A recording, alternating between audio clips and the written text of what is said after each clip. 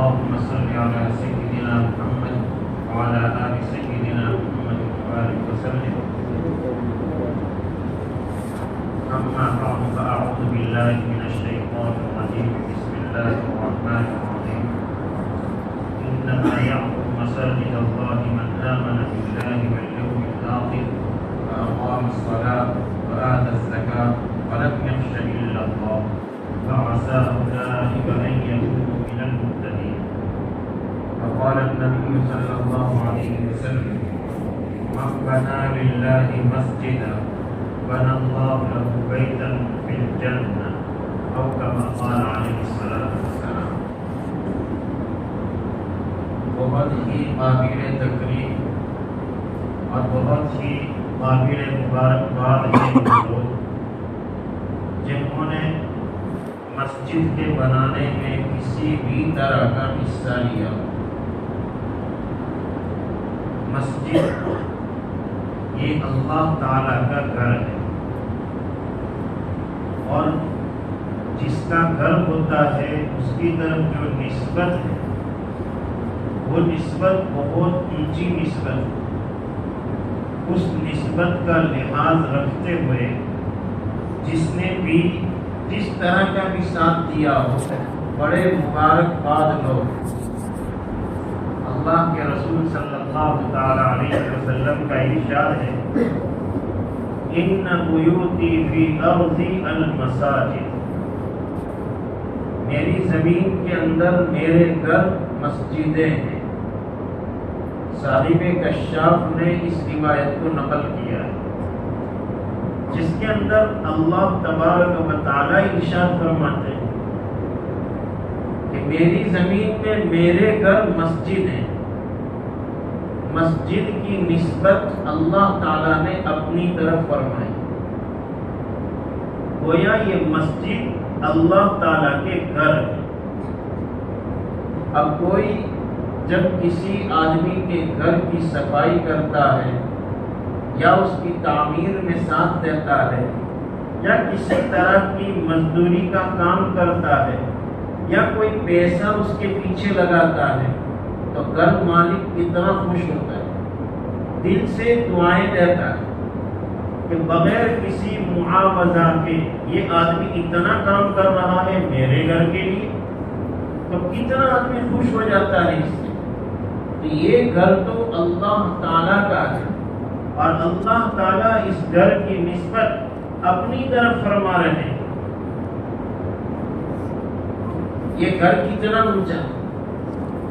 جب گھر اتنا اونچا ہے، یہ مکان اتنا اونچا ہے، تو اس کے بنانے والے، اس میں سپورٹ کرنے والے، اس میں ساتھ دینے والے، ان کا مقام بھی کچھ کم نہیں ہوتا. اسی لیے اللہ تعالیٰ کے نبی کریم صلی اللہ تعالی علیہ وسلم نے ارشاد فرمایا: من بنا للہ مسجدا بنى اللہ لہ بیتا فی الجنہ. جو آدمی مسجد بناتا ہے اللہ تعالیٰ کے لیے، یہ کہتے للہ بنائی، لیکن کس کے لیے؟ اللہ تعالیٰ کے لیے.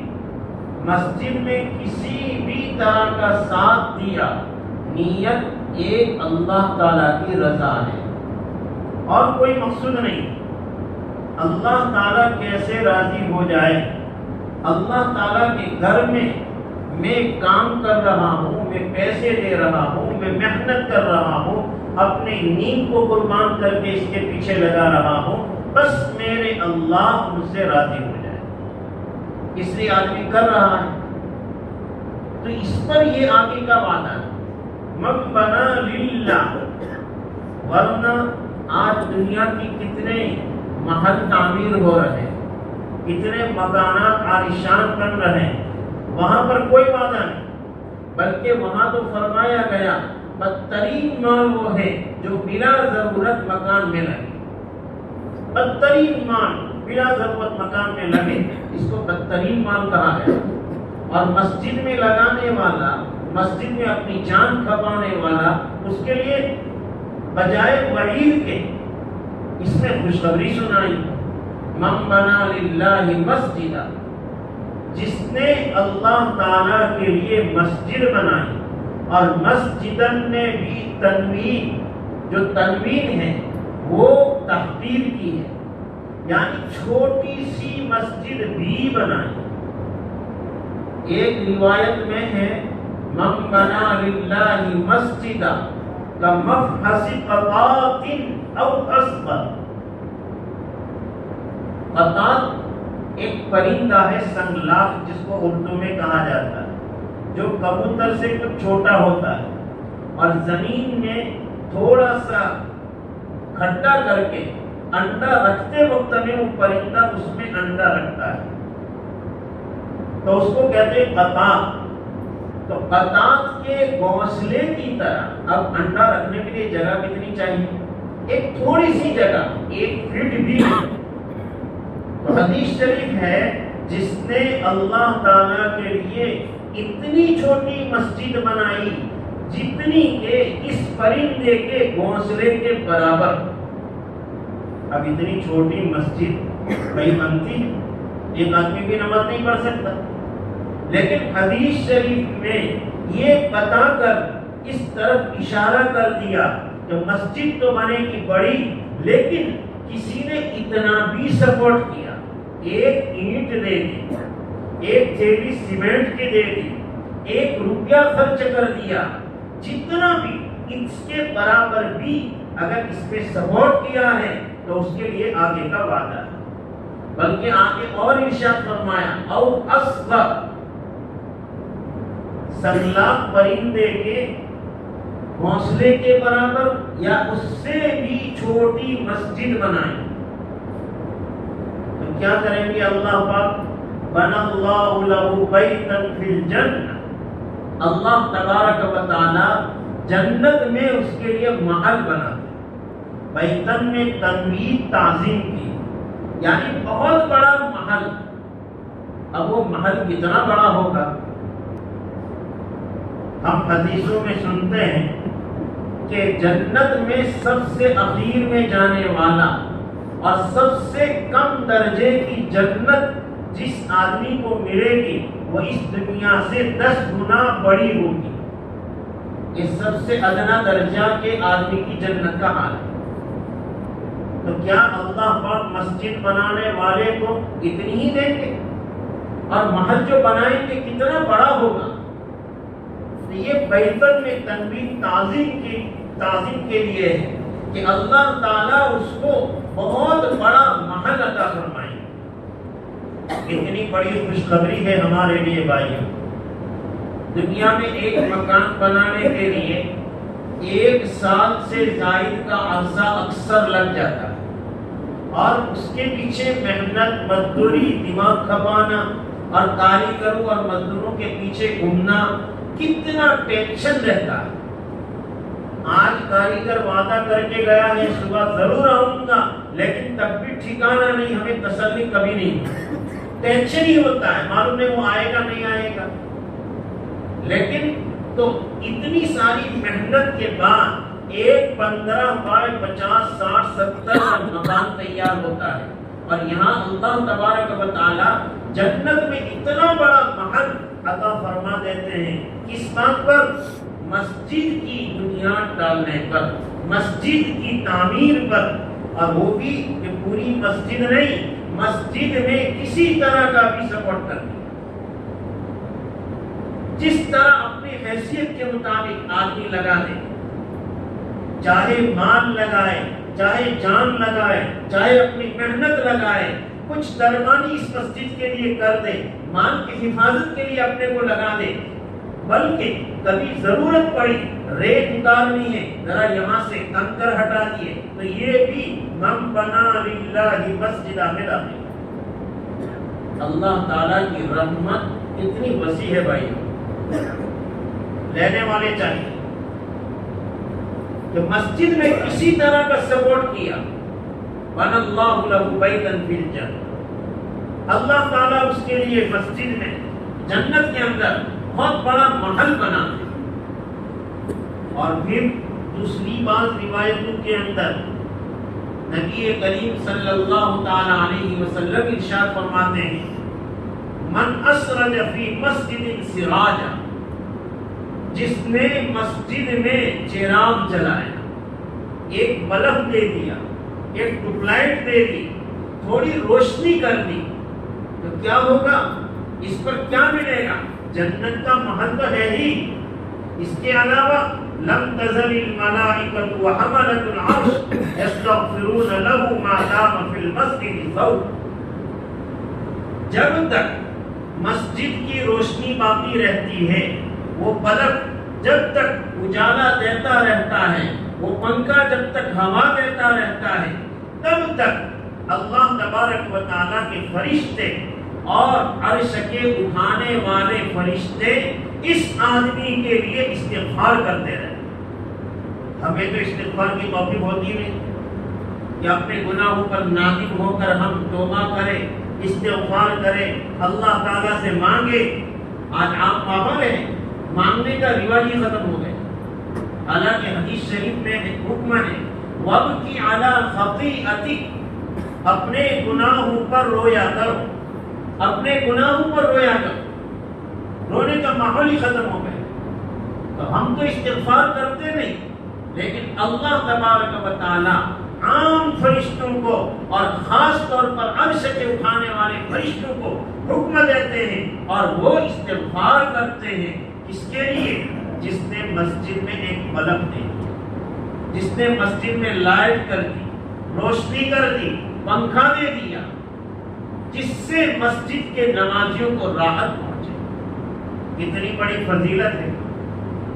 ایک اور حدیث شریف میں نبی کریم صلی اللہ تعالی علیہ وسلم نے ارشاد فرمایا من علق قندیلا فی مسجد، جس شخص نے مسجد میں لائٹ لگا دی، پہلے وہ فانس بتی ہوتی اس کو کہتے تھے قندیل، قندیل لٹکا دی جس سے لوگوں کو اجالا ہو رہا، تو جس نے لائٹ لگا دی، بلب لگا دیا، تو کیا ہوگا؟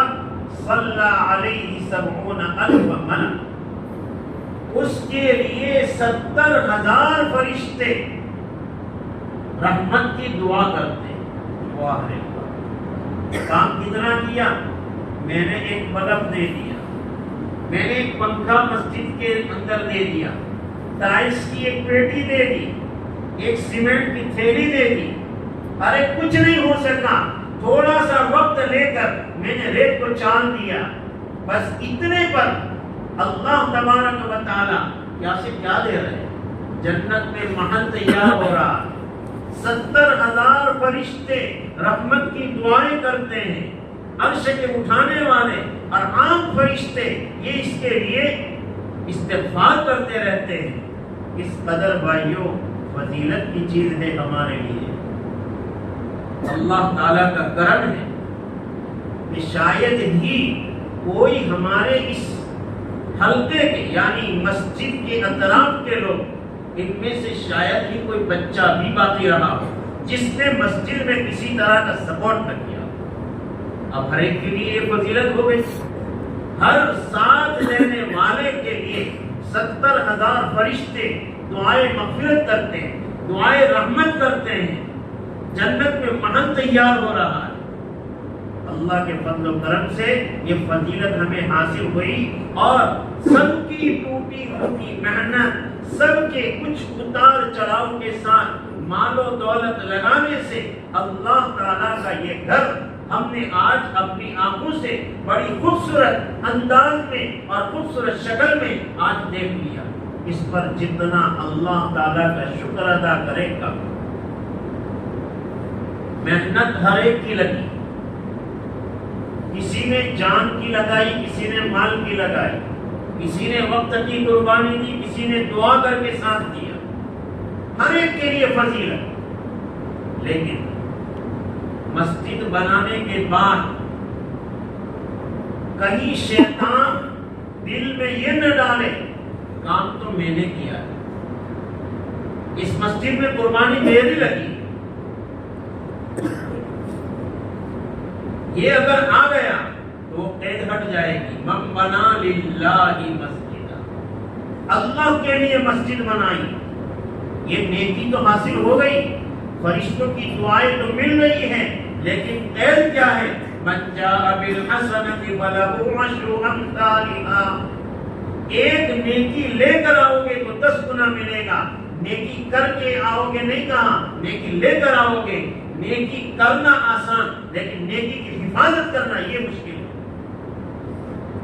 جہاں نیکی کرنی ہے وہاں حفاظت بھی کرنی ہے، کہیں ہماری نیت میں فطور نہ ہو جائے۔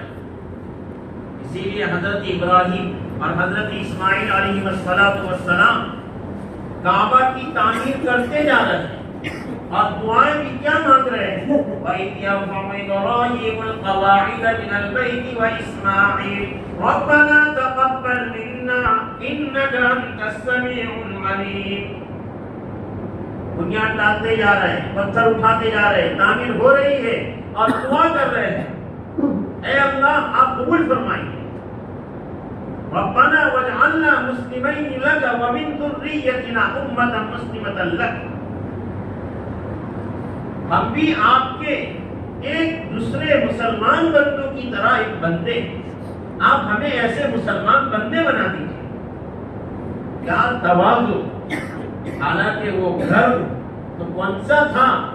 ڈائریکٹ کنیکشن اوپر سے ہے، بلکہ اوپر بیت معمور عرش تک، بیت اللہ سے لے کر اوپر تک پورا کا پورا کعبہ ہی کعبہ بیت اللہ ہے۔ بیت اللہ در و دیوار کا نام نہیں ہے، بلکہ اس فضا کا نام ہے جو زمین سے لے کر اوپر تک فضا ہے، وہ ساری کی ساری فضا بیت اللہ ہے، اللہ تعالیٰ کا گھر ہے۔ یہ تو ایک پہچان کے لیے ہے، لوگوں کی پہچان کے لیے، اس لیے یہ در و دیوار قائم کر دی جاتی ہے، جس کی وجہ سے در و دیوار کی بھی عظمت بڑھ جاتی ہے۔ تو اگر ہم نے مسجد بنائی اور بنائی نہیں، اللہ پاک کی توفیق سے بنی ہے اور اللہ پاک نے بنوائی، تو یہ بنانے پر اور بنوانے پر ہم اللہ تعالیٰ سے عاجزی سے مانگیں، اے اللہ ہم سے ہو سکا ہم نے کیا ہے، قبول کرنا آپ کے ہاتھ میں ہے۔ ایسا نہ ہو لوگ تو نماز پڑھ کے اپنی مغفرت کروا رہے ہو اور ہم مسجد بنا کے محروم ہو جائے، اندر کبر آ گیا، اندر ریا آ گیا اور اندر عجب آ گیا۔ مسجد تو ہم نے بنائی اور ہم نے یہ قربانی دی، وہ قربانی دی، کہیں ایسا نہ ہو ہماری نیکی ضائع ہو جائے۔ اس لیے کبھی بھی حرف غلط کی طرح ہماری زبان سے اس طرح کے الفاظ نہ نکلے، ورنہ کیا کرایا بھائی یہ سب ختم ہو جائے گا۔ یہ مسجد کی ظاہری شکل و صورت تو ہو گئی، اللہ کے فضل و کرم سے ایک تعمیر ہمارے سامنے، اور ہم اطمینان کے ساتھ جماعت کے ساتھ یہاں نماز پڑھ سکے، با جماعت نماز ہو سکے، ایسی شکل ہمارے سامنے آ گئی۔ الحمدللہ، جتنا اللہ تعالیٰ کا شکر ادا کرے گا۔ اب تعمیر دو طرح کی، ایک ہے تعمیر ظاہری اور ایک ہے تعمیر باطنی۔ تعمیر ظاہری تو سامنے آ گئی کہ مسجد کی یہ دیوار ہے، یہ دروازے ہیں، یہ محراب ہے، یہ ظاہری شکل سامنے آ گئی۔ لیکن مسجد کی تعمیر باطنی کیا ہے؟ اس کو آباد کرنا، مسجد کا جو حق ہے وہ حق ادا کرنا۔ مسجد کا حق سب سے بڑا حق کہ 5 وقت کی نماز ہماری جماعت کے ساتھ، مسجد کی جماعت کے ساتھ جب ہم نے بنوائی ہے، اب اطراف میں ہمارا مکان ہے کچھ آدھے کلومیٹر پر یا اس سے کم و بیش، اب ہمارے سامنے مسجد بنی تو مسجد کا حق یہ ہے ہم جماعت کے ساتھ مسجد کے اندر نماز پڑھنے والے بنے۔ شروع میں تو تھوڑا جوش ہوتا ہے، اس لیے 2 4 5 دن، ہفتہ 15 دن پورا اہتمام ہوتا ہے، لیکن آہستہ آہستہ سردی آ جاتی ہے اور طبیعت میں سستی آنے لگتی ہے، ظہر جانے لگی، فجر جانے لگی، نماز تو نہیں چھوڑتے الحمدللہ، لیکن جماعت چھوٹ جاتی ہے، مسجد سے دور ہوتے جا رہے ہیں، تو مسجد کس کے لیے بنی ہے بھائی؟ ہمارے لیے بنی ہے، آباد کرنے کے لیے بنی ہے۔ تو مسجد کو آباد کرنا، پانچوں وقت کی جماعت کا اہتمام کر کے کہ جس کے اندر مستقل امام صاحب ہو، مستقل مؤذن صاحب ہو اور نمازی یہاں نماز جماعت کے ساتھ پڑھنے والے ہو، کہ مسجد کا حق ادا کرنا ہو۔ ورنہ کہیں ایسا نہ ہو کہ بنائی تو تھی جماعت کے لیے، لیکن یہ مسجد ہمارا کہیں کھنڈر نہ بن جائے، خدا نہ خواستہ۔ آج اتنی مسجدیں بن رہی، نماز چھوٹی، جماعت چھوٹی، آہستہ آہستہ کوئی آدمی مسجد میں آنے والا نہیں، تالا لگنے لگا۔ وقت آیا کہ اس مسجد کو کسی اور میں منتقل کر دیا گیا، اور کتنی مسجدیں ہو رہی، لوگوں کی نظریں پڑ رہی ہے کہ تم نماز تو پڑھتے نہیں، خالی ہو، چلو اسکول کے لیے اس کا استعمال کیا جائے، چلو دواخانے کے طور پر اس کا استعمال کیا جائے۔ حالانکہ مسجد جو ایک مرتبہ شرعی مسجد بن گئی، قیامت تک کے لیے وہ جگہ مسجد ہے، اب اس کو دوسری کسی جگہ میں منتقل نہیں کر سکتے۔ اسی لیے اگر آپ کی ابھی مسجد بنی، کچھ سالوں کے بعد ضرورت پڑی توسیع کی، آگے مسجد بنائی، تو یہ جتنی نیت کی ہے مسجد شرعی، یہ مسجد شرعی ہی رہے۔ اب یہاں آپ وضو خانہ نکالیں، یہاں پیشاب خانہ نکالیں، ہرگز جائز نہیں۔ یہ مسجد ہی کا حصہ ہے، اور قیامت تک یہ مسجد ہی مسجد رہے۔ اور ساری مسجدیں جتنی بھی دنیا میں ہیں، سب کا کنیکشن ایک بیت اللہ سے ہے، اور بیت اللہ کا کنیکشن ڈائریکٹ عرش الہی سے، اللہ تبارک و تعالی سے۔ تو ہم نے یہ مسجد بنائی، اب اس کی تعمیر روحانی کی فکر ہو۔ کہیں ہماری وجہ سے یہ مسجد بھری ہونے کے باوجود کہیں برباد نہ، ویران نہ۔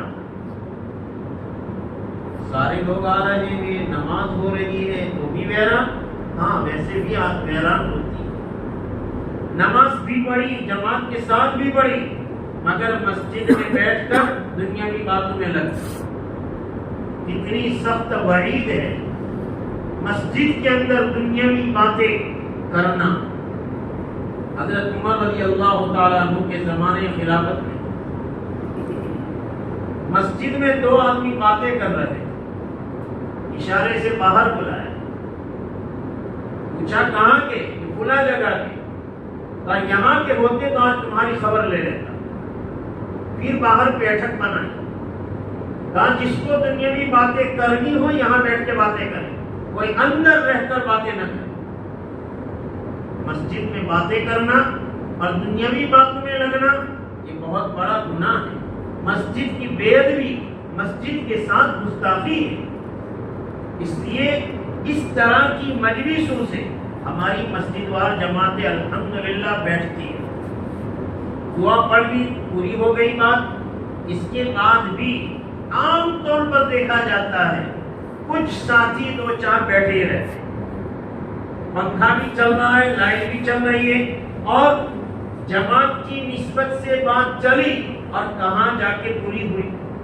کتنوں کی غیبتیں یہاں مسجد میں ہوئی، کتنے لوگوں کی عیب ظاہر کر دیے گئے، اور نہ معلوم کیا سے کیا یہاں مسجد میں بیٹھ کر ہوا۔ بنیاد پڑی تھی مسجد و جماعت کے نام سے، بنیاد کی تعلیم اور انتہا کہاں ہو رہی ہے۔ اس لیے اس کی طرف خاص دھیان دینے کی ضرورت ہے۔ جس طرح تعمیر ظاہری ہم نے کی ہے، بھائیو تعمیر باطنی بھی ہم صحیح کرنے والے بنے، کہ پانچوں وقت کی نماز جماعت کے اہتمام کے ساتھ، ہر ہمارا فرد جماعت کے اہتمام کے ساتھ یا مسجد میں نماز پڑھنے والا بنے، خشوع خضوع کے ساتھ ہماری نماز ہو۔ قرآن کریم میں اور احادیث مبارکہ میں جہاں کہیں بھی نماز پڑھنے کی بات آئی ہے، وہاں اقامت صلاۃ کا لفظ، وہاں صلاۃ صلو کا لفظ نہیں، نماز پڑھو نہیں کہا، نماز قائم کرو۔ وَيُقِيمُونَ الصَّلَاةَ، نماز ایمان والے وہ ہیں جو نماز قائم کرتے ہیں۔ کہیں فرمایا وَأَقَامَ الصَّلَاةَ وَأَقَامُوا الصَّلَاةَ، ہر جگہ اقامت صلاۃ. آج ہماری نماز ہم پڑھتے ہیں، قائم نہیں کرتے، اور نہ قائم کرنے کی سیکھنے کی کوئی ہمیں فکر بھی ہے. 20 سال سے میں نماز پڑھ رہا ہوں، میں 40 سال سے پڑھ رہا ہوں. 20 سال 40 سال پہلے میری جو نماز تھی آج وہی نماز ہے. کوئی سدھار نماز میں نہیں آیا. کتنے چلے لگے، کتنے 4 مہینے لگے، بلکہ 7 سال تک لگ گئے. وہی نماز 40-50 سال پہلے کی آج وہی نماز ہے، آج وہی رکوع ہے، آج وہی سجدہ ہے، آج وہی تسبیح. کوئی فرق نہیں آتا. یہ تعمیر روحانی کیسے ہوگی؟ مسجد کی تعمیر روحانی یہی ہے کہ ہم نماز خضوع والی پڑھیں، نماز کو پڑھے نہیں بلکہ قائم کریں. اور تعمیر مسجد میں جو ایک صفت بیان کی وہ بھی یہی بیان کی ہے، انما یعمر مساجد اللہ من آمن باللہ والیوم الآخر واقام الصلاۃ. اللہ تعالیٰ کی مسجدوں کو وہی لوگ قائم کرتے ہیں جو اللہ تعالیٰ پر اور آخرت کے دین پر یقین رکھتے ہیں، ایمان رکھتے ہیں، اور جو وَأَقَامَ الصَّلَاةَ نماز قائم کرتے ہیں. یہاں ظاہری بھی ہے، باطنی بھی ہے. کہ مسجد کی ظاہری تعمیر کرنے والے ایمان والے، مسجد کی باطنی تعمیر کرنے والے ایمان والے، اور نماز کو قائم کرنے والے. وَأَقَامَ الصَّلَاةَ یہاں بھی فرمایا اقام الصلاۃ، نماز کو قائم کرتے ہیں. وآت الزکاۃ زکات ادا کرتے ہیں. ولم یخش الا اللہ اللہ تعالیٰ کے علاوہ کسی کا ڈر نہیں رکھتے. یہ ہے مسجد کی تعمیر روحانی کرنے والے. ایک طرف اللہ تعالیٰ پر آخرت کے دین پر یقین، نماز قائم کر رہے ہیں، زکات دے رہے ہیں، اور اللہ تعالیٰ کے علاوہ کسی کا خوف نہیں رکھتے. تو ہمیں بھی اپنی مسجد کو صحیح مسجد رہے، مسجد رہے، اور تعمیر روحانی، تعمیر ظاہری کے ساتھ ساتھ تعمیر روحانی بھی کامل طریقے پر، ہر طریقے سے تعمیر روحانی بھی ہم کرنے والے ہیں. مسجد تعمیر ظاہری میں تعمیر کے وقت میں کئی لوگ دیکھنے کے لیے آتے ہیں. ہم پوچھتے بھی ہیں، بتانے والے بتاتے بھی ہیں کہ یہاں یہ اچھا نہیں لگے گا، یہ دروازہ ذرا آپ یوں کر دو، یا یہ وضو خانہ اس طرف کر دو، محراب کی شکل ذرا یوں ہو جائے تو اس میں راحت زیادہ ہے. کبھی ہم بھی پوچھتے ہیں بھائی کچھ تعمیر ہو تو آپ بتائیے. تعمیر ظاہری میں ہم سب پوچھتے ہیں.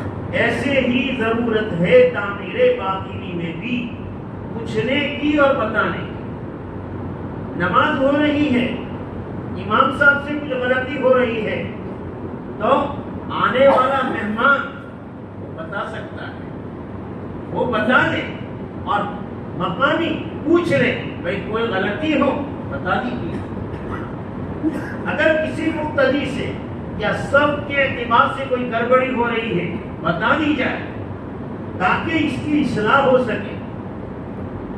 ہم نے مسجد کے ظاہر کو ہر طرح کی رائیوں کو لے کر اچھی طرح مزین کیا ہے.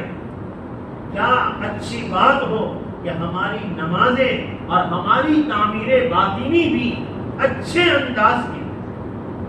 اور مسجد کی اصل روح تو یہی ہے کہ مسجد کو آباد کیا جائے، آباد کرنے کی محنت کی جائے. حدیث شریف میں آتا ہے، حضرت انس رضی اللہ تعالیٰ عنہ کی روایت ہے کہ جب اللہ تبارک و تعالی کسی قوم پر عذاب نازل کرنا چاہتے ہیں لیکن وہاں 3 طرح کے لوگ ہوتے ہیں، اللہ پاک اپنا عذاب ہٹا دیتے. کیا ہوا فیصلہ اللہ پاک رد فرما دیتے.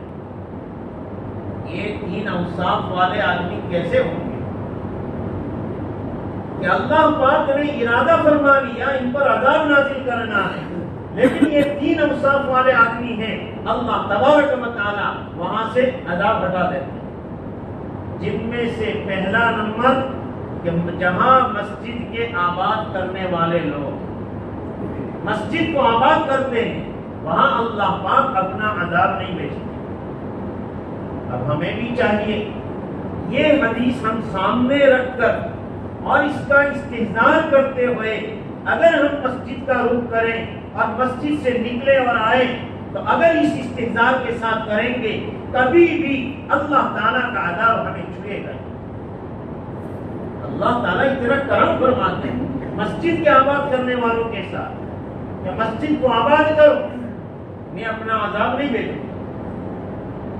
دوسرا، جو اللہ تعالیٰ کے لیے آپس میں محبت رکھتے ہیں،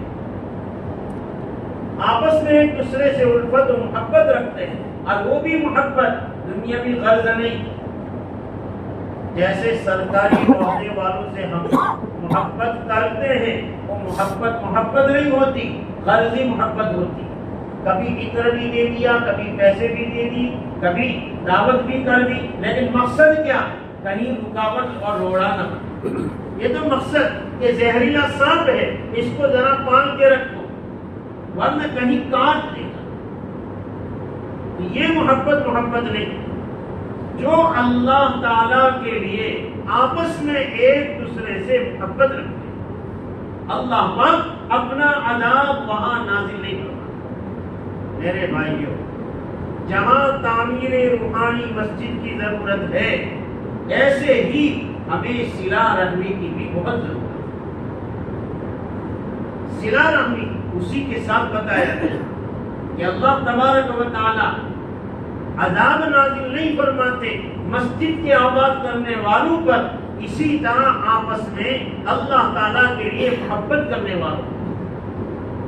آج آپسی محبتوں کا کیا حال ہے؟ کیا کوئی کسی کا بھلا چاہتا ہے؟ آج پڑوسی سے پریشان، بھائی سے پریشان، ہر ایک دوسرے سے پریشان ہے۔ اگر محبت ظاہری ہوتی بھی ہے تو کیا محبت ہوتی ہے؟ وہی ظاہری دنیاوی غرض کی وجہ سے۔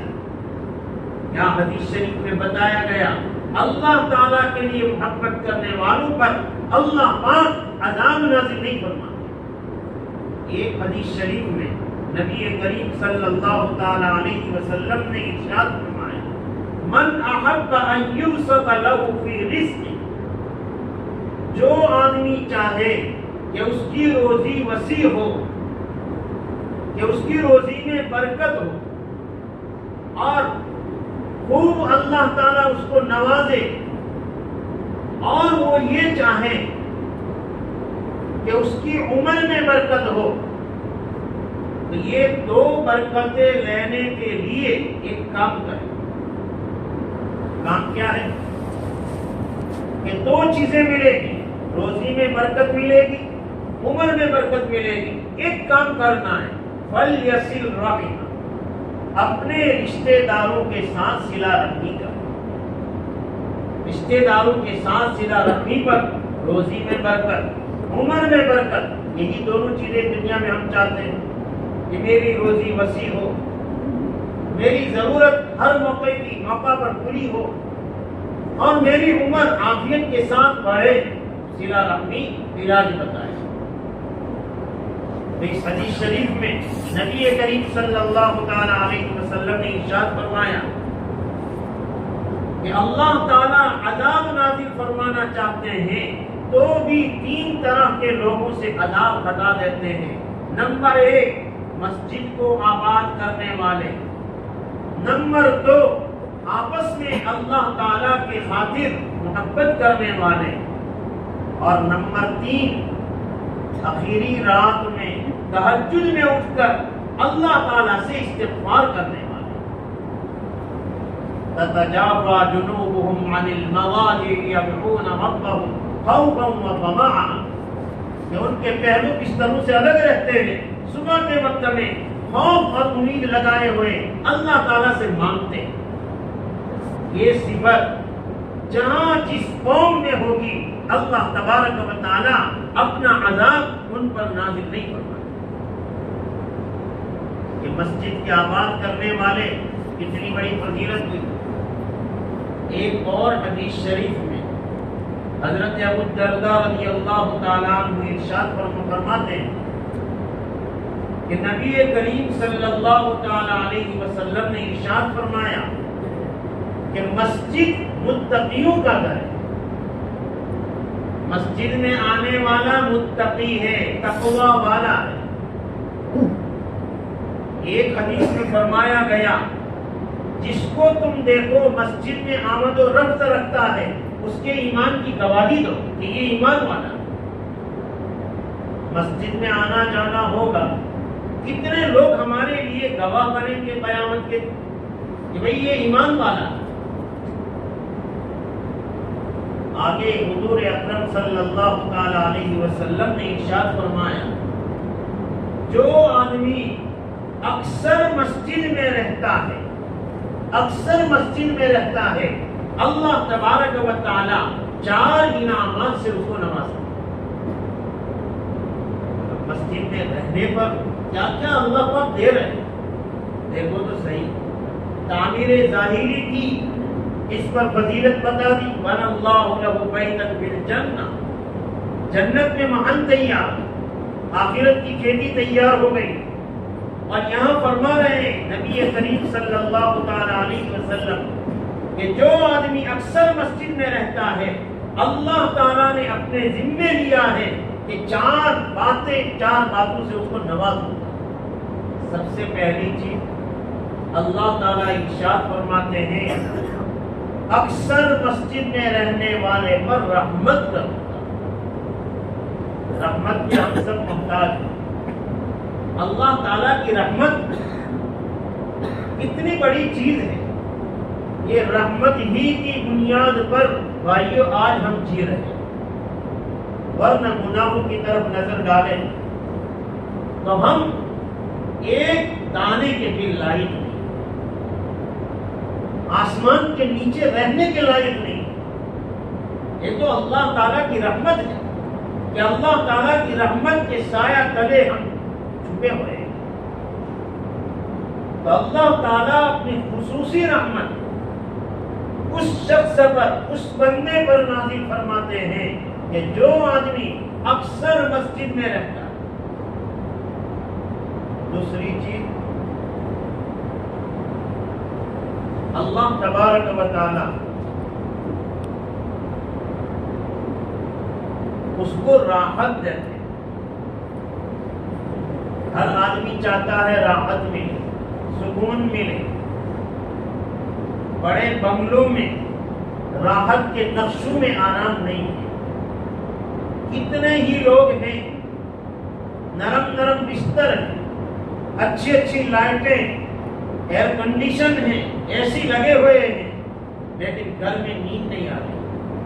گولیوں پر گولیاں کھا رہے ہیں، نیند نہیں آتی. کیوں؟ راحت کے سارے اسباب ہیں مگر راحت نہیں ہے. اللہ تعالیٰ کا ارشاد ہے میں اپنے ذمے لیتا ہوں جو آدمی اکثر اوقات مسجد میں گزارے میں اس کو راحت دوں. چاہے رہنے کے لیے چوپڑا ہے، رہنے کے لیے پتھرے کا مکان ہے، چاہے رہنے کے لیے کھلی چھت ہے، لیکن وہاں بھی میں اس کو راحت دوں گا. ایک بہت بڑے مالدار اور بادشاہ کو اپنے مکان میں اور بہترین محل کے اندر نیند نہیں آئے گی جو اس کو نیند آ رہی. یہ راحت دوں گا جو اکثر اوقات مسجد میں گزارا ہے. اور تیسری چیز اللہ تعالیٰ ارشاد فرماتے ہیں میں اپنی رضا عطا کروں گا. اللہ تعالیٰ راضی ہو گئے پھر کیا چاہیے؟ ساری محنت دوڑ دھوپ مسجد بنانا آباد کرنا یہ سب کس لیے ہے؟ بس اللہ تعالیٰ راضی ہو جائے، میرے اللہ راضی ہو جائے، اس کے لیے سب کچھ ہے. اب اللہ تعالیٰ اس پر اپنی رضا نصیب فرماتے ہیں کہ جو بندہ اکثر اوقات مسجد میں گزارے میں اس کو اپنی رضا نصیب کروں. اور چوتھی چیز ارشاد فرمائی، جو بندہ اکثر اوقات مسجد میں گزارے، اللہ تعالیٰ نے اپنے ذمے لیا ہے میں پلصراط کا راستہ آسان کروں۔ اب پلصراط کا راستہ ہم لوگ بیان کرتے ہیں کتنا باریک ہے، کتنا تیز ہے، بہت ہی باریک راستہ، ایک صرف 4 انچ کی دیوار چل رہی ہو، کیا کوئی آدمی چل سکتا ہے؟ ہاں ماہر لوگ تو چلیں گے، لیکن اطمینان کے ساتھ دوڑتے بھاگتے کیا کوئی جا سکتا ہے؟ نہیں جا سکتا۔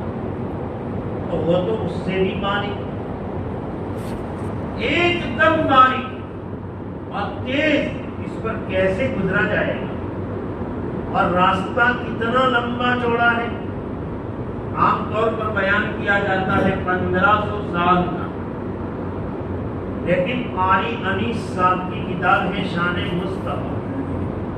قاری انیس صاحب جو آج کل معروف و مشہور شخصیت، قاری صدیق صاحب سانسرودی ڈڑکیسر والے، ان کے استاد ہیں قاری انیس صاحب۔ ان کی کتاب ہے شان مصطفیٰ، اس میں لکھا ہے، کئی سال پہلے میں نے پڑھا تھا، یہ پلصراط کا راستہ 50,000 سال کا ہے۔ 50,000 سال کا راستہ کیسے طے ہوگا؟ اللہ تعالیٰ اپنے ذمے رہتے ہیں، جو بندہ اکثر مسجد میں رہے گا اللہ تعالیٰ ارشاد فرماتے ہیں میں پلصراط کا راستہ اس کے لیے آسان کروں۔ کتنی بڑی فضیلتیں ہیں مسجد کے آباد کرنے کا۔ تو مسجد کی تعمیر 2 طرح کی ہے، تعمیر ظاہری اور تعمیر باطنی۔ ایک طرح کی تعمیر تو الحمدللہ ہو چکی، تعمیر ظاہری ہو چکی، اب بھائیو ضرورت ہے تعمیر باطنی کو مضبوط بنانے کی، اور یہ مضبوط بنے گی آپس کی اتحاد سے، آپس کے اتفاق سے، آپس کی اجتماعیت سے۔ اجتماعیت کے ساتھ یہاں کے سارے لوگ مسجد کا اہتمام کرنے والے بنے، مسجد و جماعت کا، تعلیم کا، اور یہاں جو بھی امور دینی اعتبار سے طے ہوں ان میں ساتھ دینے والے بنے۔ یہ تعمیر باطنی میں ہماری اجتماعی محنت ہے، اور اس اجتماعی محنت کے ذریعے سے ہماری مسجد سے نہ معلوم کتنی تعمیر جسمانی اور روحانی کا فیضان ہوگا، ہم نہیں جان سکتے۔ یہاں پر جماعتیں آئے گی بھی اور یہاں کی جماعتیں نکلے گی بھی انشاءاللہ۔ یہ تعمیر روحانی میں ہم میں سے ہر ایک کو پورا ساتھ دینا ہے، دیں گے انشاءاللہ۔ اس لیے اب جب میرے بھائیوں مسجد بن چکی، الحمدللہ اللہ پاک نے بنا دی، اب ہمیں اس کو آباد رکھنے کی پوری فکر کریں۔ اس لیے سب سے پہلی چیز نمازوں کا اہتمام، 5 وقت کی نماز وقت طے کر لیا جائے ہر نماز کا، اور وقت پر نماز ہو، جماعت کے ساتھ ہماری نماز ہو۔ اذان دینے والا بھی، دیکھو اذان یہ سب سے بڑی دعوت ہے، اس سے بڑھ کر کوئی دعوت نہیں، اور مؤذن کا درجہ بھی بہت اونچا رکھا ہے۔ اس لیے مؤذن صحیح اذان دینے والا، مؤذن کی وقت دل میں ہو۔ ایوانگری یہ الفاظ ٹھیک نہیں، اگرچہ معنی تو وہی ہے، فارسی کا لفظ ہے، مؤذن ہی کے معنی میں ہے بانگی، لیکن ہمارے عرف میں بانگی کا لفظ حقارت کے ساتھ بولا جاتا ہے، اس لیے اس لفظ کا بولنا صحیح ہے ہی، بلکہ میں کہوں گا جائز ہی، کیونکہ حقارت کے ساتھ اس کو بولا جاتا ہے۔ مؤذن صاحب اذان دینے والا، صحیح اذان دینے والا، حروف کی ادائیگی صحیح ہو، صحیح ترتیب کے ساتھ اگر اذان ہوگی اللہ تعالیٰ کی رحمتیں اترے گی۔ یہ پہلی دعوت ہے۔ اذان سے شیاطین دور بھاگتے، جہاں تک اذان کی آواز جاتی ہے شیطان بھاگتا ہے، تو صحیح اذان ہوگی تبھی تو شیطان بھاگے گا۔ اذان ہی صحیح نہ ہو، خالص ریکڑا یا خالص اپنے انداز کی ہو، حروف کا پتہ ہی نہیں کون سا لفظ کیا ہے، زمانے جاہلیت سے جو سیکھا ہے وہی اذان میں کہتے جا رہے ہیں، اس اذان پر اللہ کی رحمتیں کیسے اتریں؟ ہماری ہر مسجد میں اذان کی صحیح کرنے کی فکر کی ضرورت ہے۔ جب اذان صحیح انداز میں کرنے والے آدمی رکھیں۔ اسی طرح امامت پر بھی صحیح امامت کرنے والا مسائل سے واقف ہو، ایسا نہ ہو کہ مسائل کا کچھ پتہ نہیں، کبھی قرآن شریف پڑھنے میں بھی گڑبڑی ہو رہی ہے اور عمل کثیر اتنا نماز میں ہو رہا ہے کہ نماز فاسد ہو جا رہی ہے، امام صاحب کو بھی پتہ نہیں، مقتدیوں کو بھی پتہ نہیں۔ اور اگر آج بھی ایسا ہو گیا ہے کہ اگر امام صاحب، دیکھو امام صاحب بن گئے تو اس کا مطلب یہ نہیں ہے کہ میں ہر اعتبار سے پاک ہوں، سب سے افضل ہوں، نہیں، وَلَا تُزَكُّوا أَنفُسَكُمْ، اپنے کو پاکیزہ مت سمجھو۔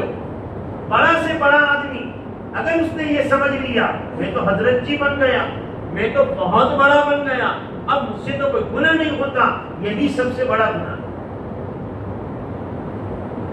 حضرت تھانوی علیہ الرحمہ کے یہاں ایک صاحب نے کسی ایک بزرگ کے بارے میں کہا کہ حضرت وہ تو کہہ رہے ہیں کہ اب تو میں ابدال بن گیا، اپنے بارے میں کہہ رہے میں ابدال بن گیا۔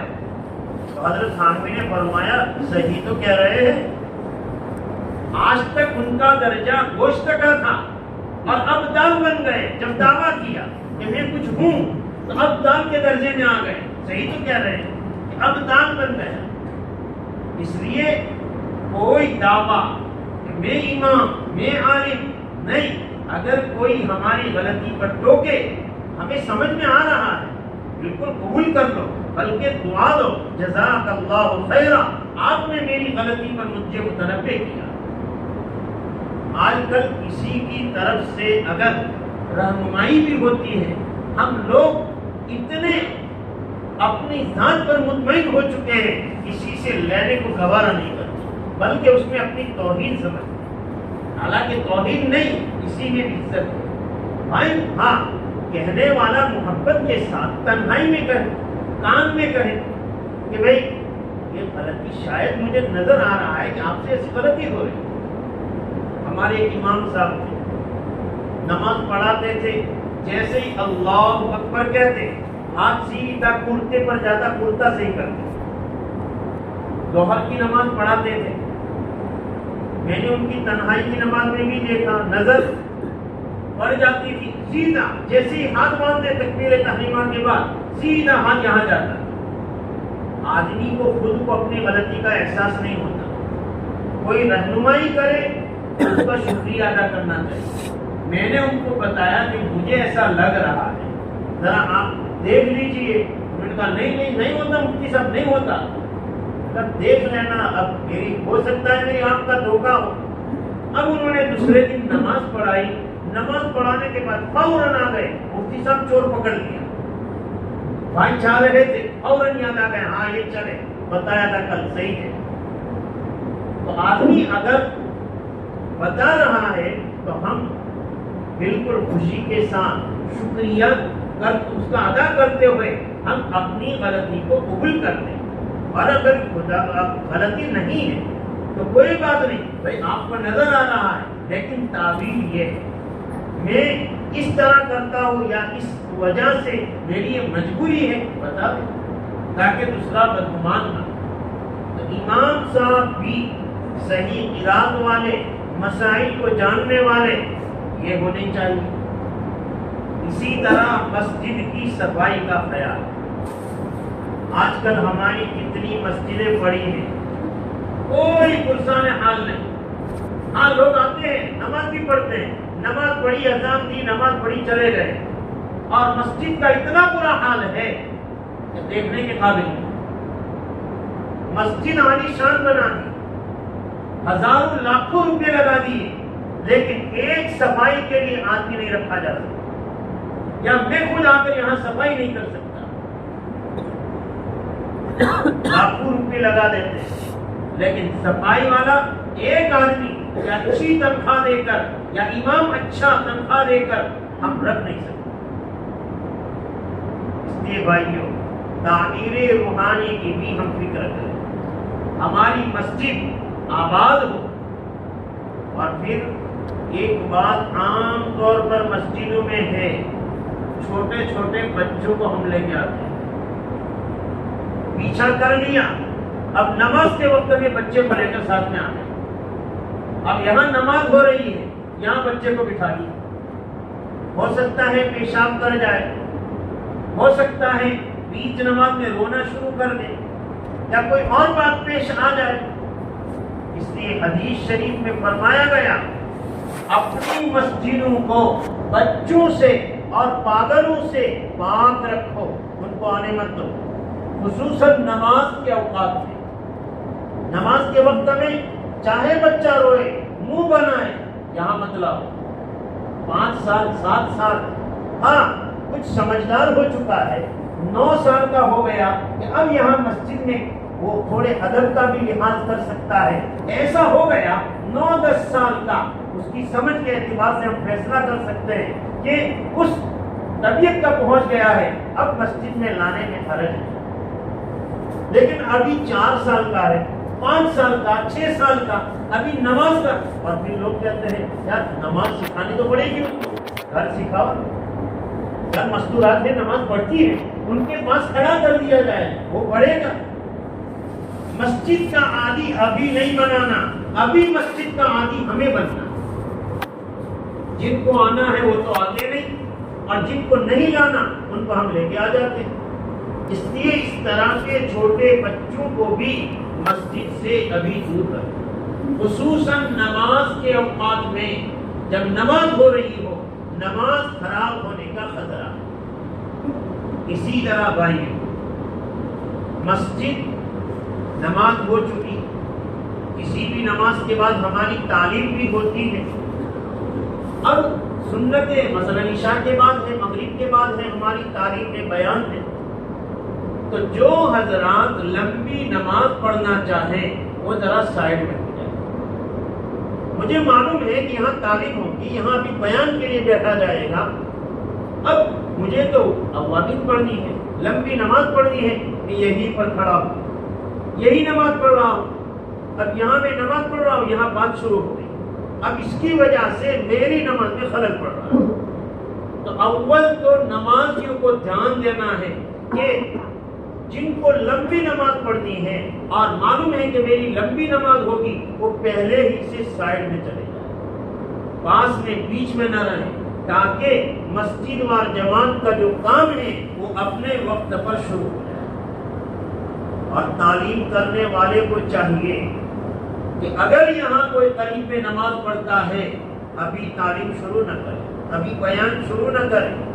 اگر آپ کی تعلیم سے، آپ کے بیان سے اس کی نماز میں خلل پڑا تو آیت کریمہ کی وعید کے مصداق بن جائے گی۔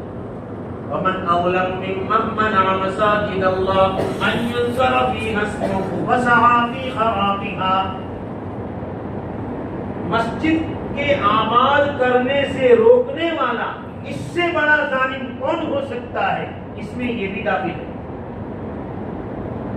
ایک آدمی نماز پڑھ رہا ہے، یہ نماز ہماری تعلیم سے، ہمارے بیان سے اس کی نماز میں خلل پڑ رہا ہے۔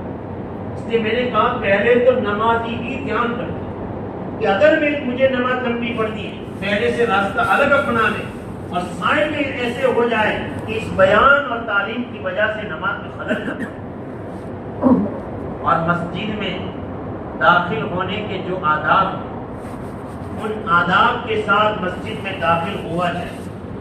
جہاں ہم نے حد بندی کی ہے کہ یہ شرعی مسجد ہے، وہاں کوئی نہ کوئی نشان لگا ہی ہوگا، اس نشان پر ہر ایک کو معلوم ہو جانا چاہیے، خصوصاً مقامی حضرات کہ مسجد کی حد یہاں سے۔ جب داخل ہو پورے استحضار کے ساتھ اللہ تعالیٰ کے دربار میں داخل ہو رہا ہو، دائیں پاؤں کے ساتھ، دعائیں تو سب جانتے ہی ہیں، اعتکاف کی نیت ہو، اور اس استحضار کے ساتھ اللہ تعالیٰ کے دربار میں داخل ہو رہا ہوں، اور یہاں آنے کے بعد نماز ادا کرے، ہم استحضار کے ساتھ ادا کریں۔ اکثر علماء کا طبقہ ہے الحمدللہ، قرآن شریف طور پر نمازوں میں پڑھا جاتا ہے، ہما شما سب کا یہی حال ہے، وہ تو طے ہے، کہیں بٹن دبانے کی بھی ضرورت نہیں، جیسے ہی اللہ اکبر کہا وَلَضَّالِّينَ ہوا آٹومیٹک سورج شروع ہو جاتی، کون سی پڑھوں کون سی نہ پڑھوں وہ تو تیار ہی ہے، الم تر ہے انا اعطینا والعصر قل هو اللہ تیار۔ تو یہ چھوٹی چھوٹی صورتیں ہیں، ان کا ترجمہ ہم جان کر کے ان معنی کا استحضار رکھتے ہوئے نماز پڑھیں۔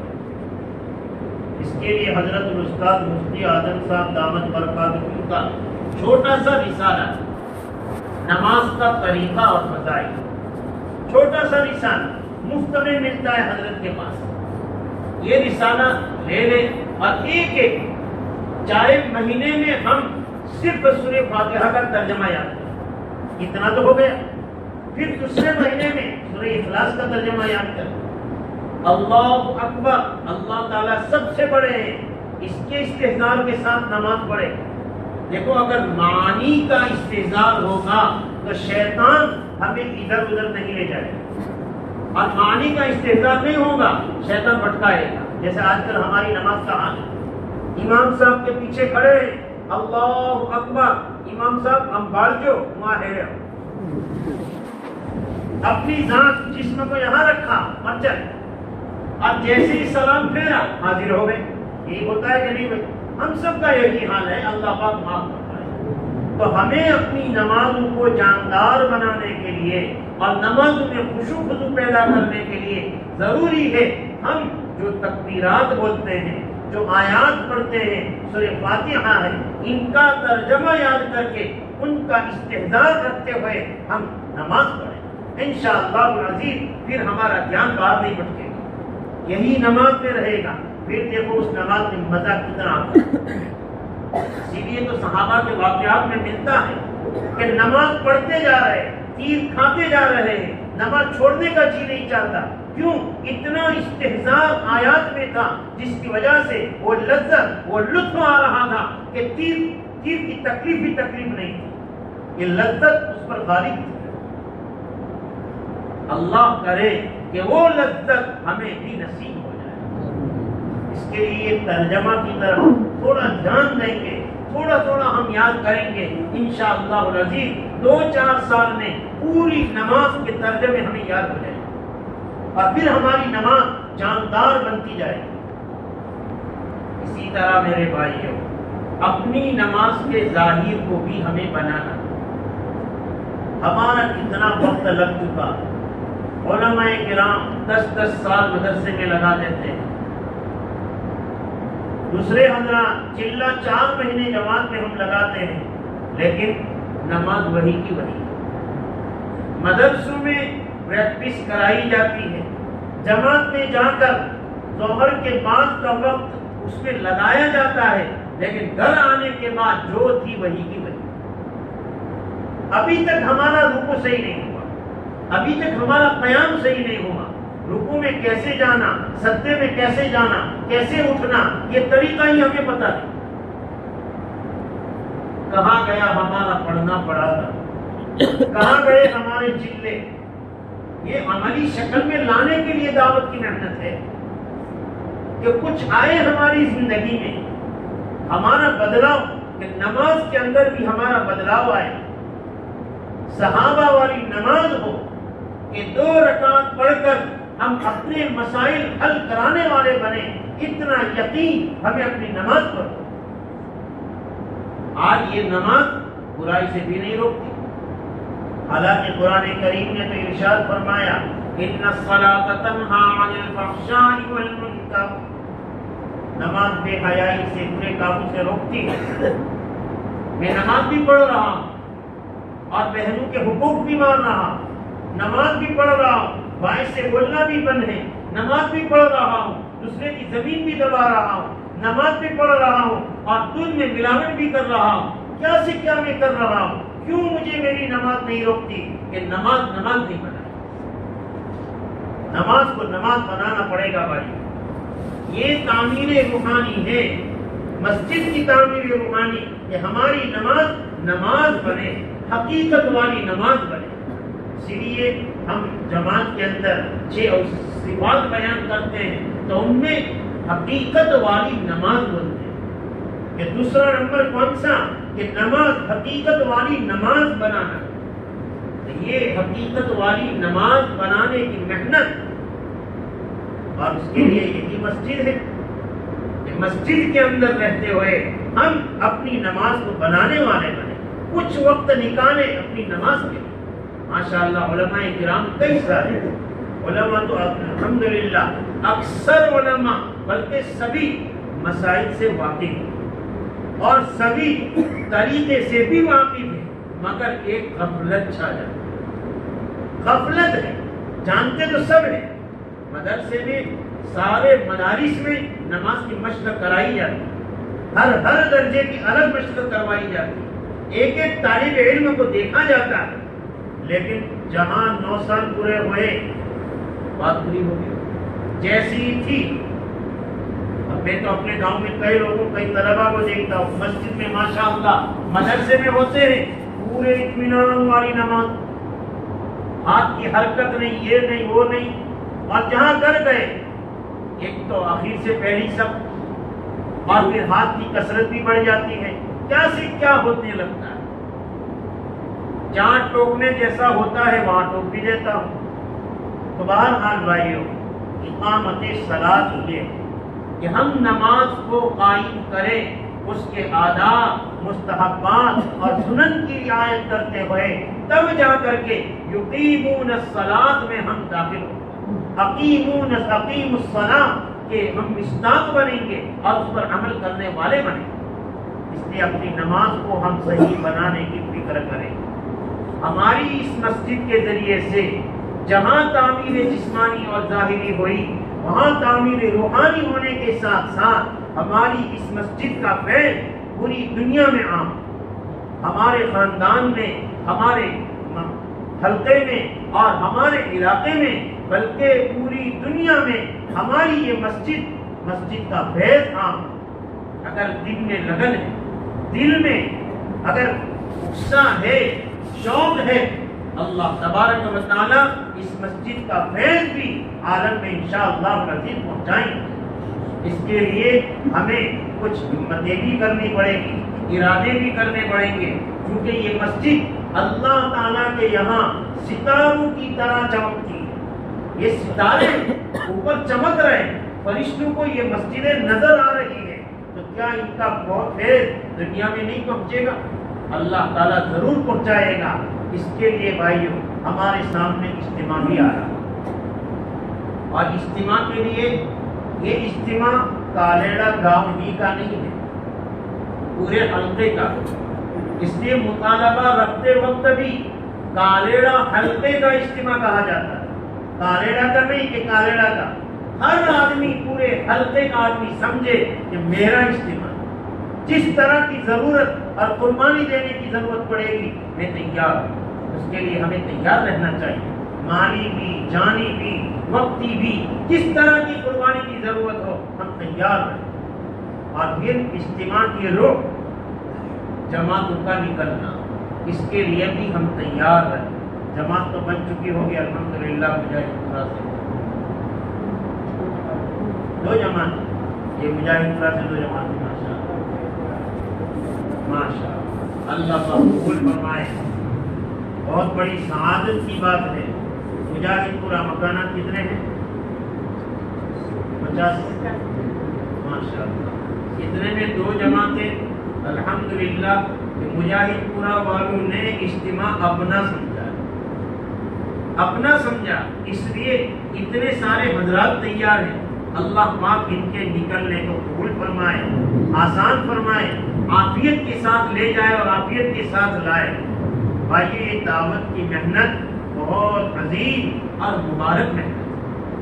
کتنے مدارس قائم ہوئے, کتنی خانقاہیں قائم ہوئی, کتنے لوگ مسجدوں کا رخ کرنے والے بنے, کتنے شرابی کبابی مسجدوں کا رخ کرنے والے بنے اور اپنے آپ کو مسجد کی طرف لانے والے اور اپنی اولاد کو مدرسے کی طرف بھیجنے والے بنے. یہ دعوت کی مبارک محنت اس کا نتیجہ ہے. انکار نہیں مدارس کی محنت سے، خانقاہوں کی محنت سے انکار نہیں، وہ بھی ہے، لیکن دعوت کی محنت یہ ہمارے علاقے میں سب سے پہلے آئی، اور اس کے ذریعے جو فیض پہنچا اور اس کے ذریعے جو ہمیں فائدہ عمومی سطح پر پہنچا ہے اتنا اور کسی چیز سے نہیں۔ اس لیے ہمارے دلوں میں اس کام کی عظمت بھی، اور ہم الحمدللہ مسجد وار جماعت میں بھی بیٹھتے ہیں، گشت بھی کرتے ہیں اور کاموں میں بھی سپورٹ کرتے ہیں۔ اب ہماری مسجد بنی ہے، مسجد وار جماعت میں ہمارے اطراف کے ہر ساتھی بیٹھنے والے ہیں۔ اب کوئی مجبوری عذر آ گیا بات الگ ہے، لیکن سارے ساتھی ارادہ کرے، یہاں رہنے والے، اطراف میں رہنے والے جن کے تعلق کی مسجد ہے، وہ ارادہ کرے مسجد وار جماعت میں انشاءاللہ میں اپنی ذات کو بٹھاؤں گا، بیٹھیں گے انشاءاللہ، اور تعلیم ہوتی ہے 8 منٹ 10 منٹ، اس سے آگے تو ہم لوگ پڑھتے ہی نہیں۔ چلو یہی غنیمت ہے، تو اس کے اندر بھی اپنے کو لگائے، اپنے کو لگائے، اور ساتھ میں بھائیوں گھر کی تعلیم مضبوط بنائے، گھر کی تعلیم مضبوط بنانے کی ضرورت ہے۔ یہ مسجد کا فیض ہمارے گھر گھر میں پہنچنا چاہیے، گھر گھر میں ہماری مستورات تک اس کا فیض پہنچنا چاہیے، کہ ہماری مستورات بھی ان کے اندر بھی دین کے داعیے پیدا ہوں، دین کی محنت کے لیے آگے بڑھنے والی بنے، جماعت میں نکلنے والی بنے۔ الحمدللہ یہاں سے بھی کچھ جماعت تو وہی ہو یا جائے مستورات میں۔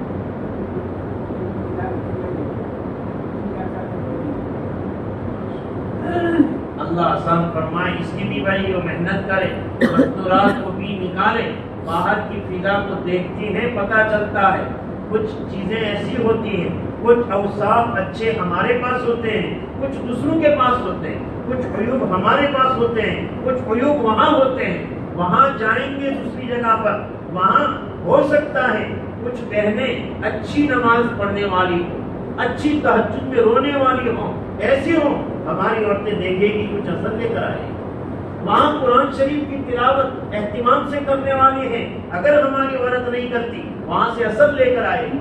ہمارے گھر میں تہجد کا اہتمام ہے، وہاں اہتمام نہیں، ہماری عورتیں وہاں صبح اٹھ جائے گی، ارے بہن آپ نہیں اٹھتی، ہم تو روزانہ اٹھتی ہے، ہمارا پیسوں کا کاروبار ہے، اس سے ہم تو اٹھ کر تہجد پڑھ کے ہی جاتی ہے۔ ہو سکتا ہے وہاں کے گھر والے ان میں یہ فیض منتقل ہو اور ان کے دل پر اثر کر جائے اور وہ تہجد گزار بن جائے۔ فیض صرف لینا نہیں، پہنچانا بھی۔ انشاءاللہ ہمارے چاہے بغیر بھی ہمارا فیض، ہماری مسجد کا فیض اللہ تعالیٰ منتقل فرمائے۔ اس لیے اپنے گھر کی مستورات، اپنے گھر کے بچوں کی طرف بھی دھیان دیں، اور ان کی بھی صحیح رہبری ہو، اور ان کو بھی دین کی محنت میں لگانے والے بنے، ہر دین کے ہر شعبے میں، اور دین کے ہر شعبے کی قدر کریں۔ ہمارے بچے اور نوجوان، آج کل نوجوان جو مکتب کی تعلیم سے فارغ ہو جاتے ہیں، بچے ہوں یا بچیاں ہوں، شادی تک کا جو زمانہ ہے بننے بگڑنے کا، اگر مدرسے میں داخل نہیں ہوئے، کسی کام کاج میں نہیں لگے، یہ جوان ضائع ہو جاتا۔ اور لڑکیاں تو گھر پر رہتی ہی ہے، اور آج کل ہم نے موبائل پکڑا دیا، اس لیے ان کی خوب فکر کریں، ان کو کسی طرح سے تربیت کرنے کی اور ان کو پڑھانے کی، اور یہ قرآن شریف کا روزانہ اہتمام کرنے والی بنے۔ اور بہشتی زیور مکتب میں تو 1-2 حصے پڑھیں، باقی حصے اپنی محنت سے پڑھ کر پورے کریں، سمجھ کر پڑھیں، سمجھ میں نہ آئے اپنے بھائی سے، اپنے باپ سے، اپنے کسی استاد سے پوچھیں، اپنی ماں کے ذریعے سے اگر کوئی ایسا شرف والا مسئلہ ہے، ماں کے ذریعے سے، فارم کے ذریعے سے کسی عالم سے پوچھوائے، اور اس کو حل کرنے کی یہ لڑکیاں کوشش کریں۔ اگر یہ کسی کام میں لگے گی تو کچھ بنے گی، ورنہ ہمارے والد صاحب خوب کہا کرتے ہیں کہ اگر کرنے کے کام نہیں کرو گے، نہ کرنے کے کام کرنے پڑیں گے، اور آدمی لگ ہی جائے گا نہ کرنے کے کام میں۔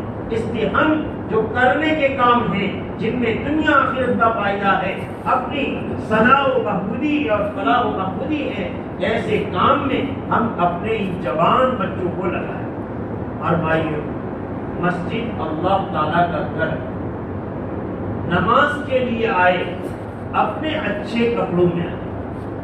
جس کپڑے میں ہم دوسروں کے سامنے، بڑوں کے سامنے جا سکتے ہیں، شرم نہیں آتی، ایسے کپڑوں میں اللہ تعالیٰ کے دربار میں آئے۔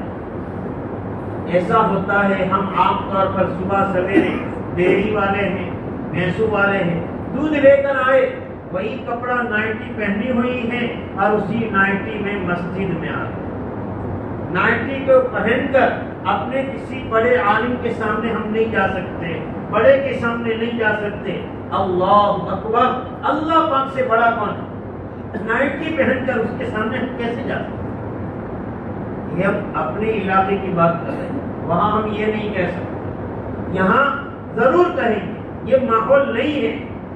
وہاں تو اگر اتنا کہنے جائیں تو ہو سکتا ہے نماز سے بھی محروم ہو جائے۔ اس لیے ہمارا یہ علاقہ الحمدللہ 100% نمازی، 100% الحمدللہ قرآن صوم و سلام کا پابند ہے۔ تو کیا اچھا ہو کہ ہمارا لباس بھی مکمل طریقے پر صحیح ہو، اور ایسا لباس ہو جس سے اللہ راضی ہو جائے، اور اللہ کے دربار میں حاضر ہوتے وقت میں خاص طور پر ہم اچھے لباس کے ساتھ آئیں، اور ڈیری پر جائے، عام بازار میں نکلے، کھلی جگہ پر، ایسے وقت میں بھی اس طرح کے لباس سے ہو سکے تو پرہیز کریں، ورنہ ماحول بنے، ماحول کو بگاڑنے والا میں بنوں گا۔ کتنا شاندار لباس دکھ رہا ہے، دیکھو الحمدللہ کتنے سارے کے سارے سفید لباس میں، باہر کا آنے والا دیکھے گا یہ سارے فرشتے ہیں۔ الحمدللہ اللہ پاک ہمیں فرشتہ صفت بنا دے۔ یہ ظاہری جو شکل و صورت ہے اس کا بھی اثر پڑتا ہے، اس لیے ہم اپنے لباس کو بھی، اپنی وضع قطع کو بھی صحیح رکھنے کی فکر کریں۔ اللہ تبارک و تعالی ہماری اس مسجد کے ظاہری کی طرح باطنی بھی اور روحانی غذا بھی ہمیں نصیب فرمائے، اور اس مسجد کا فیض عام اور تام فرمائے، اور دنیا کے گوشے گوشے میں اس مسجد کا فیض عام ہو اور تام ہو۔ اللہ تعالیٰ ایسے فیصلے فرمائے اور ہمیں مسجد کی جماعت کا اہتمام کرنے کی توفیق عطا فرمائے۔ آج کل معمولات ہمارے لیے بہت سارے آ چکے ہیں، معمولات کی مستقل کتابیں، 26 صورتیں، 27 صورتیں، مناجات مقبول وغیرہ وغیرہ، یہ سب پڑھتے ہیں، منع نہیں، معمولات اچھی چیز، ساتھ میں قرآن شریف کی تلاوت کا اہتمام۔ ہماری مستورات میں عام طور پر معمولات پڑھنے کا خوب رواج چل رہا ہے، معمولات خوب پڑھتی، مگر یہ پوچھا جائے کہ قرآن شریف ترتیب سے پڑھنے کا معمول ہے کہ نہ؟ مغرب کے بعد سورہ واقعہ، سورہ ملک، الف لام سجدہ، یہ سب پڑھتے ہیں، صبح میں یہ سورتیں پڑھتے ہیں، سورہ یاسین پڑھتے ہیں، لیکن قرآن شریف ترتیب سے پڑھنے کا معمول نہیں ملتا۔ اس لیے اس کی طرف دھیان دینا، ہمارا بھی حال اور مستورات کا بھی حال یہی ہو چکا ہے۔ اس لیے قرآن شریف اہتمام کے ساتھ پڑھیں اور اپنے معاملات بھی پڑھیں، اور مسجد کو آباد کرنے کے لیے کچھ نہ کچھ تلاوت ہماری مسجد میں الحمدللہ ہم پڑھتے ہی، گھر پر پڑھتے ہیں۔ ایسے یہاں جیسے گھروں کو آباد کرنا، اصل فقہاء نے تو پہلے جو حکم تھا کہ فرائض مسجد میں پڑھے، نفل کام گھروں میں کرے، تلاوت گھر کرے، ذکر گھر کرے، نوافل گھر کرے۔ اسی لیے بعض بزرگوں کا ابھی تک معمول بھی ہے کہ وہ فرض پڑھ کے سیدھے چلے جاتے ہیں گھر، اصل یہی تھا۔ لیکن فقہاء نے زمانے کی رفتار کو دیکھتے ہوئے دیکھا کہ لوگوں میں سستی آتی جا رہی ہے، یہاں سے چلے گھر کا رخ کر کے، لیکن بیچ میں کوئی تقاضا آ گیا، سنت گئی، عمل گیا، معمول گیا، تو فقہاء نے اب کہا کہ کم سے کم سنتیں تو مسجد میں پڑھے، فرائض کے بعد سنت مسجد میں پڑھ کے جائے۔ اب تلاوت بھی جا رہی ہے، گھر کے بہانے سے مسجد میں بھی نہیں ہوتی، گھر میں بھی نہیں ہوتی۔ اس لیے کچھ نہ کچھ ہم کچھ نماز کے بعد تھوڑا سا وقت نکال کر جو 10 15 20 منٹ آدھا گھنٹہ جس کے بعد جو موقع مسجد میں ہم تلاوت ہو، اسی طرح ذکر ہے، ہماری ذکر کی مجلس ہو، اپنا انفرادی ذکر ہو، لیکن ذکر کرنے والے کثیر تعداد میں ہو۔ الحمدللہ کئی سارے علماء گھر میں علماء ہیں الحمدللہ۔ اگر آپ قائم کریں گے ذکر کی مجلس بھی قائم ہو جائے گی، تلاوت کی مجلس بھی قائم ہو جائے گی، اور ایک اجتماعی مجلس ہو جائے گی۔ اجتماعی طور پر سب کو نہیں پڑھنا، اپنا اپنا ہی پڑھنا ہے، لیکن یہ ایک اجتماعی مجلس ہو گئی، رونق بڑھ جائے گی، مسجد کی آبادی میں اور خوبصورتی بڑھ جائے گی۔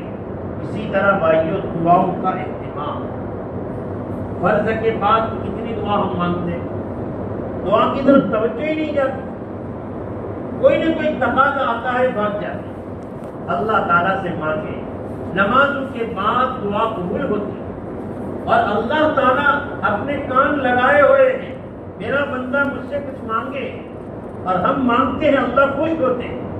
اس لیے اللہ تعالیٰ سے کچھ مانگے، سب سے پہلے اپنے گناہوں کی مانگے، وَابْكِ عَلَىٰ خَطِيئَتِكَ، اپنے گناہوں پر رویا کرو۔ یہ رونے کی بات بہت بڑی ہے، سب کو رونے کی ضرورت ہے اللہ تعالیٰ کے سامنے۔ آج اللہ تعالیٰ کے سامنے نہیں روتے، دنیا ہمیں رلا رہی ہے۔ اس لیے بھائیوں اللہ تعالیٰ کے سامنے رونے کا معمول بنائیں، جہاں ہم تنہائی میں گھروں میں رو رہے ہیں، اللہ تعالیٰ سے مانگ رہے ہیں، یہاں مسجدوں میں بھی اپنی نمازوں کے بعد کچھ دیر کے لیے مانگے، تاکہ مانگنے کا ماحول بنے، لوگ مانگنے والے بنے۔ اللہ تبارک و تعالیٰ ہمیں عمل کی توفیق عطا فرمائے۔ بسم اللہ الرحمن الرحیم، الحمد للہ رب العالمین، اللهم صل علی سیدنا محمد وعلی آل سیدنا محمد وبارک وسلم، رب اغفر وارحم وتجاوز عما تعلم انك انت العزیز الاکرم، اللهم انك عفو تحب العفو فاعف عني، اللهم انا نسألك العفو والعافية والمعافاة في الدنيا والآخرة، اللهم انا نسألك رضاك وجنة الفردوس ونعوذ بك من سخطك وغضبك والنار۔ يا حي يا قيوم برحمتك استغيث، اصلح لنا شأننا كله، اصلح لنا شأننا كله ولا تكلنا إلى أنفسنا طرفة عين، يا أرحم الراحمين، يا أكرم الأكرمين، يا ذا القوة المتين، يا ذا الجلال والإكرام، ربنا آتنا في الدنيا حسنة وفي الآخرة حسنة وقنا عذاب النار۔ اے اللہ ہم گنہگار ہیں، خطا کار ہیں، سیاہ کار ہیں، اے اللہ ہمیں معاف فرما دیجیے، معاف فرما دیجیے، معافی کی بھیک مانگنے آئے ہیں، اے اللہ معاف فرما دیجیے، آپ کے اللہ صفت رحمان کا واسطہ رحم فرما لیجیے، کرم فرما لیجیے، اے اللہ ہمارا کام بن جائے گا، ہم تو کمزور ہیں اللہ، سوکھے پتے سے زیادہ کمزور ہیں، بھیگے کاغذ سے زیادہ کمزور ہیں، مولا آپ کی رحمت کے امیدوار ہیں، ہمیں معاف فرما دیجیے۔ گناہ تو اتنے سارے ہیں، مانگتے ہوئے شرم آتی ہے، لیکن آپ نے امید دلائی ہے، یا عبادی الذین اسرفوا علی انفسہم لا تقنطوا من رحمت اللہ، اے میرے گنہگار بندو میری رحمت سے ناامید مت ہونا۔ اے اللہ آپ نے امید دلائی ہے، ورنہ یہ ہاتھ ہرگز اٹھنے کے لائق نہ تھے، ہمیں معاف فرما دیجیے، معاف فرما دیجیے۔ اے اللہ یہ مسجد کے افتتاح کی بنیاد پر ہم جمع ہوئے ہیں، ہمارے جمع ہونے کو قبول فرما، ان میں سے کسی کو محروم مت فرما۔ آج کی مجلس میں ایک ایک کو قبول فرما لیجیے، ایک ایک کو قبول فرما لیجیے۔ جہاں جہاں یہ آواز جا رہی ہے، چاہے مرد ہو، چاہے عورتیں ہوں، چاہے بچے ہوں، اے اللہ ہر ایک کی قبولیت کے فیصلے فرما لیجیے، ہر ایک کی قبولیت کے فیصلے فرما لیجیے۔ اے اللہ محروم مت کرنا، ہمارے گناہوں کی وجہ سے محروم مت کرنا۔ مولا گناہوں کی وجہ سے ڈر لگتا ہے کہیں محروم نہ ہو جائے، اے اللہ محروم مت کرنا، قبول فرما لیجیے، قبول فرما لیجیے۔ اے اللہ ہمارے جن بھائیوں نے اس مسجد میں جس طرح کا بھی حصہ لیا ہو، ہر ایک کو جزائے خیر عطا فرما دیجیے، ان کو بہترین بدلہ عطا فرما دیجیے۔ اے اللہ دنیا آخرت ان کی سنوار دیجیے، آپس کی محبتیں ان کو عطا فرما دیجیے، لوگوں کے دلوں میں ان کی محبت پیدا فرما دیجیے۔ اے اللہ آپ ان سے راضی ہو جائیے، ان سے راضی ہو جائیے، اپنی رحمت ان پر نازل فرمائیے، عافیت والی زندگی ان کو نصیب فرما دیجیے۔ اے اللہ ظاہری شکل و صورت تو بن گئی، اب باطنی اور روحانی شکل و صورت بنانے کی ہمیں توفیق عطا فرما، باطنی کیفیات نصیب فرما۔ اے اللہ روحانی کیفیات نصیب فرما، مسجد کو آباد بنا، آباد کرنے والوں کو آباد بنا، آباد کرنے کی محنت کرنے والوں کو آباد بنا، ان تینوں کے فتنے سے، شریروں کی شرارت سے، حاسدوں کے حسد سے اس مسجد کے اطراف کی، آباد کرنے والوں کی اور اطراف کی مزدورات کی سب کی حفاظت فرما۔ اے اللہ مجمع ہے، ان میں کئی لوگ اپنی تمنائیں لے کر بیٹھے ہوں گے، ہر ایک کی جائز تمنا کو پوری فرما دیجیے، ہر ایک کی جائز تمنا کو پوری فرما دیجیے۔ اے اللہ کئی سارے لوگ آپ کے در پر حاضری کے لیے آتے ہیں، اے اللہ ہماری آنکھیں بھی ترستی ہے لیکن اسباب نہیں ہے، ہمارے اتنے بھائی ہیں جو ترستے ہیں، اندر اندر کڑتے ہیں، اے اللہ آپ ہمیں کب لے جائیں گے؟ اے اللہ ہماری مستورات تو کیا کہنے، بیچاری رات کو اٹھ کر دعائیں کرتی ہے، اے اللہ ہمارا نمبر کب لگے گا؟ اے اللہ آپ اسباب کے محتاج نہیں ہیں، آپ مال کے محتاج نہیں ہیں، اس مجمع میں سے یہ آواز جہاں تک پہنچتی ہے، جتنے بھی سننے والے ہیں ان سب کو ایک ایک کو پکڑ کر اپنے در کی حاضری نصیب فرما دیجیے، اپنے در کی حاضری کی سعادت نصیب فرما دیجیے، روضہ اقدس کی حاضری کی سعادت نصیب فرما دیجیے۔ محروم مت کرنا، محروم مت کرنا، محروم مت کرنا۔ اے اللہ ہم محتاج ہیں، اپنی رحمت نازل فرما دیجیے، عافیت نصیب فرما دیجیے۔ اے اللہ ہم میں جو بیمار ہیں ان کو صحت اور عافیت نصیب فرما، جو پریشان حال ہیں ان کی پریشانیوں کو دور فرما، آپس کی رنجشوں کو ختم فرما، پڑوسیوں کے حقوق ادا کرنے کی توفیق عطا فرما، ہمیں اپنے اولاد کے حقوق کی ادائیگی کی توفیق عطا فرما، اولاد کو اپنے ماں باپ کے حقوق کی ادائیگی کی توفیق عطا فرما۔ اے اللہ حرام روزی سے ہماری حفاظت فرما، ہمیں کوسوں دور کر دیجیے، شبہ والی روزی سے حفاظت فرما، حلال پاکیزہ روزی، اے اللہ بے شبہ والی روزی ہمیں عطا فرما، روزیوں میں برکت عطا فرما۔ ہمارے بھائیوں نے جو اسباب اختیار کر کیے ہیں، اے اللہ ہر ایک کو حلال پاکیزہ برکت والی، عافیت والی، رحمت والی روزی نصیب فرما، محروم نہ فرما، دغا بازی سے حفاظت فرما، جھوٹ بولنے سے حفاظت فرما، سچے تاجروں میں شمار فرما۔ اے اللہ ہمارے ہر کام کو آسان فرما، جو کچھ مانگا عطا فرما، جو مانگنے سے رہ گیا وہ بھی عطا فرما۔